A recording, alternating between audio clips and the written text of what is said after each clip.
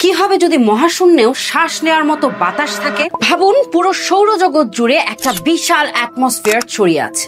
তাহলে সূর্য আর বাকি সব গ্রহের শব্দ আমাদের কানে পৌঁছবে, কিন্তু সেই শব্দের তীব্রতা হবে 120 ডেসিবেলের থেকেও অনেক বেশি, যা আমাদের শ্রবণ শক্তি পুরোপুরি নষ্ট করে দেবে। প্রতিটি গ্রহ যখন কক্ষপথে ঘুরবে তখন তারা বাতাসের কণার সঙ্গে ধাক্কা খেয়ে জ্বলতে শুরু করবে, ঠিক যেমন কোনো উল্কাপিণ্ড পৃথিবীর বায়ুমণ্ডলে ঢুকলেই আগুন ধরে যায়। সবচেয়ে ভয়ঙ্কর বিষয় হলো এত বিশাল পরিমাণ বাতাসেরও তো ভর থাকবে। সেই ভর সূর্যের চেয়েও 5 বিলিয়ন গুণ বেশি হবে।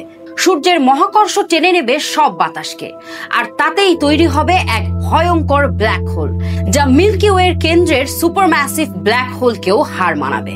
আর শেষে এই ব্ল্যাক হোল আর মিল্কি ওয়ের ব্ল্যাক হোল একে অপরকে টানতে শুরু করবে, তারপর সব শেষ।